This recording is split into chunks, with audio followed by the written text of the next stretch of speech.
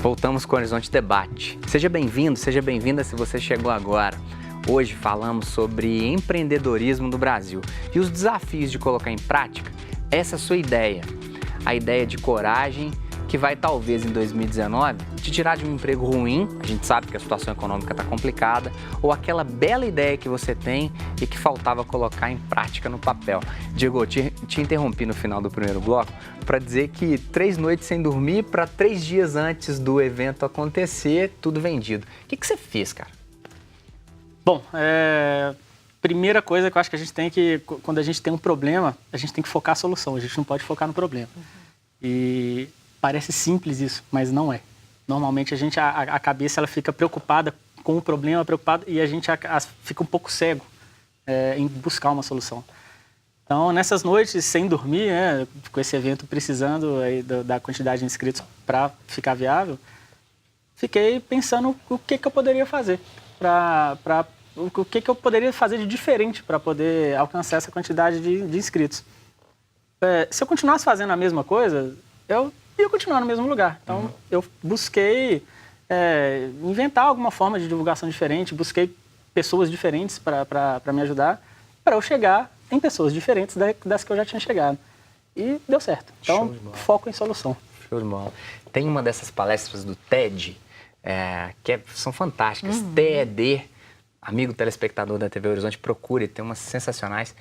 Foram 11 anos trabalhando com atletas no Cruzeiro. Então, essa meninada, Lucas Silva, Alisson, Murilo Cerqueira, esses meninos todos passaram pelo Gério Stacanelli como psicólogo clínico lá na base do Cruzeiro. Tem uma palestra que eu gostava muito de trabalhar com os meninos, que era o lance do How Mindfulness Meditation ajuda os meninos, né? Então, Mindfulness é uma técnica de meditação para que os meninos conseguissem refletir sobre os problemas que eles estavam vivendo, dar uma acalmada clinicamente. Tem uma parte que tem tudo a ver com o que você estava dizendo. Aquilo que é ruim passa como teflon, sabe assim, arrasta. Aquilo que é bom precisa de ser focado como um brainstorm mesmo, né, Mônica? Assim, atendendo pessoas, a gente faz muito isso, né? Brainstorm é quando você tem um papel branco, uma caneta, e você vai falar sobre o problema, você vai escrever sobre ele. Porque, na verdade, muitas vezes, acontece o contrário. O problema, ele fica preso na sua cabeça e a solução, ela passa. Jaqueline, sair disso é difícil, né? Para o empreendedor que tem lá a conta, o deadline lá pegando na garganta dele. Como fazer esse processo? É muito difícil, com certeza. A gente ainda estava conversando, eu e Mônica, e falando justamente sobre isso. O quão é difícil o empreendedor se enxergar, muitas vezes, empreendedor. E, às vezes, o empresário se enxergar como empresário. E aí ele confunde ele e empresa, né? E aí o momento de buscar profissionais especializados, cursos e instituições que possam colaborar e ajudar a entender esses comportamentos. Agora, Jaqueline, Mônica, me ajuda nessa. A gente tinha muito atleta que quando fazia o primeiro contrato, ele ainda não estava no ponto. Ele tinha toda a pinta do jogador, o cabelo do jogador, a sobrancelha do jogador, o vestimento do jogador, mas ele não era jogador ainda. Ainda não era. Acontece muitas vezes, eu acho que deve acontecer muito, do empresário, que ele acha que ele é empresário, que ele é muito bem sucedido, ele já comprou um carro importado, porque ele precisa chegar com a chave do carro importado para negociar. O que fazer, Mônica, Jaqueline? Diego é bom de serviço, mas o que fazer com esse empresário que chega lá e tem que puxar a orelha dele? Aí tem esses dois lados, né? Tem o lado de que eu sou empresário e não sei que sou, e sou empresária e acho que já estou pronto. Então, eu não preciso de ninguém, eu não preciso mais de capacitar, eu não preciso... E aí ele se perde também. Então, é a busca do equilíbrio, né? Puxar a orelha, Mônica, como é que é? Eu trabalho muito com líder, né? Então, eu desenvolvo líder como coach. E um dos maiores desafios em lidar com líderes é fazer eles entenderem que ele ser líder é uma pessoa e ele ser pai, ele ser esposo, ele ser filho é outra diferente. São 2 mundos diferentes dentro de uma pessoa só. E o processo de autoconhecimento, o processo de voltar-se para dentro, né, para poder buscar as suas próprias respostas, está muito ligado ao empreendedorismo. A pessoa que é empreendedora, ela é uma pessoa muito criativa, ela é uma pessoa que tem sonhos, que é dinâmica. Mas aí agora é uma dificuldade de ordem prática, assim, vocês 3 vão me ajudar, porque eu acho que é o perfil de muitos que estão assistindo a gente agora. Aquela dona de casa que tem uma mão muito boa para cozinha. O marido foi mandado embora na crise econômica, eles resolveram fazer uma entrega de marmitex. Não tem lá uma mesinha de frente para a rua, não. É entrega de marmitex mesmo. O filho tem uma motinha e ele entrega na hora do almoço.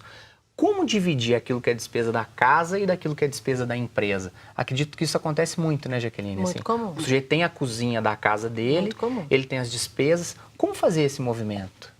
Aí começar mesmo fazendo esses testes para ver se vai dar tudo certo, porque não significa, né, só porque eu tenho vontade vai dar certo, mas a vontade já é um grande momento. A habilidade em fazer aquilo que se propõe, né, no negócio que está se abrindo. Mas a primeira coisa é isso, é perceber qual é a necessidade que eu vou ter para fazer essa comida para os meus clientes que eu já captei. E aí, quanto é que isso vai custar? E aí, separar. Às vezes é comum, por exemplo, tem o marido e a esposa, tem uma conta que está inativa. Vamos começar usando essa conta só para os negócios da empresa, não confundir com as nossas coisas. Então, vai se fazendo com o que se tem. É o que a gente chama de empreendedorismo, às vezes, por necessidade. No Brasil, se empreende por necessidade ou por oportunidade. Então, se a minha necessidade é porque eu perdi um emprego, eu preciso sobreviver, preciso pagar as contas, mas vamos separar essas contas. Contas Mônica. da empresa, contas pessoais. Me Isso é ajuda muito nessa. simples de fazer, né? Com um planejamento financeiro simples do que Às vezes no papel, do que né, eu estou Mônica? gastando para as marmitas e o que eu estou gastando para a minha casa. Então, é fazer compras separados. Eu estou fazendo compra para a minha empresa, eu estou fazendo compra para poder gerar aquelas marmitas. Num outro dia, eu estou fazendo compra para a minha casa, porque é uma forma dela já separar na cabeça dela o As que é quantidades, custo da empresa dela e o que é custo da casa dela.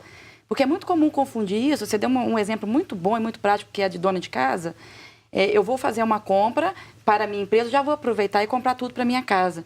E aí compra tudo no mesmo cartão, paga tudo do mesmo jeito, e na hora que ela vai tentar fazer a separação, fica um pouco mais difícil. Agora, Diego, me ajuda nessa. É verdade. A meia que você está usando e o 13º do funcionário da M9 vem do mesmo lugar. Como separar isso que a Mônica está dizendo? Bom, contas separadas. Sim. Eu tenho... A empresa ela tem o faturamento dela, tem as contas dela, e eu tenho o meu salário da mesma forma. Você recebe um salário, Eu tenho né? meu salário. Tira da gaveta, né? Não, meus gastos pessoais saem do cartão pessoal.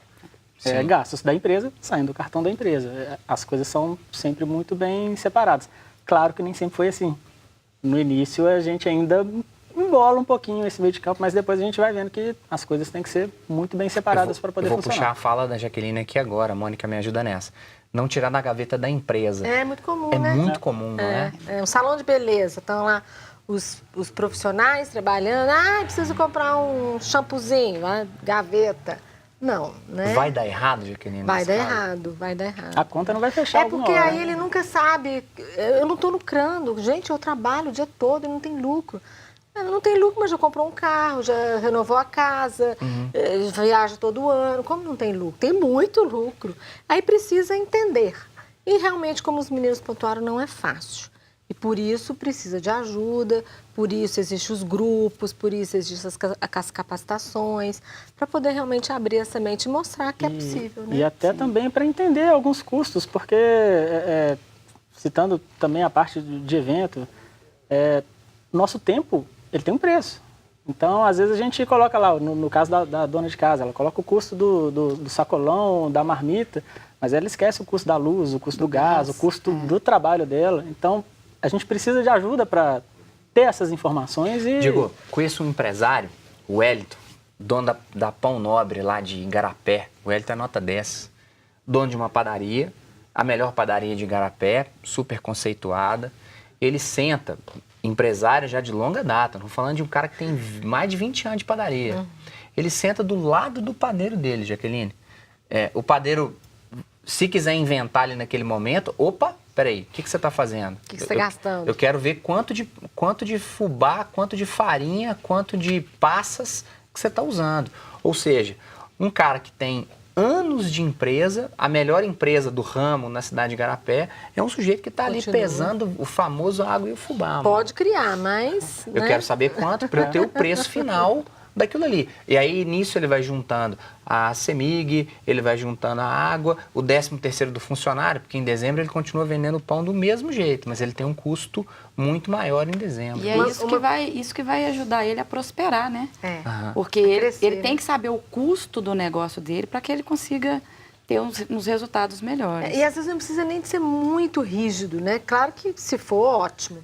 Mas se eu estou começando e não conseguindo ainda, por exemplo, no exemplo da dona de casa com as marmitas ou do dono de casa com as marmitas, né? Eu estou gastando a minha energia, o meu gás, e o gás, por exemplo, eu gasto mesmo da minha comida e da comida da empresa, pelo menos no começo, depois pode separar. E como é que eu faço essa conta? Então, precisa pensar um pouco. Então, o gás custa X, quer dizer, 20% eu estou gastando para minha casa e 80% para a empresa. Porque senão ele nunca está sabendo quanto nunca que é vai o 15 reais da marmita. Então, que ele começa de vende. uma maneira, às vezes, mais simples mesmo, né?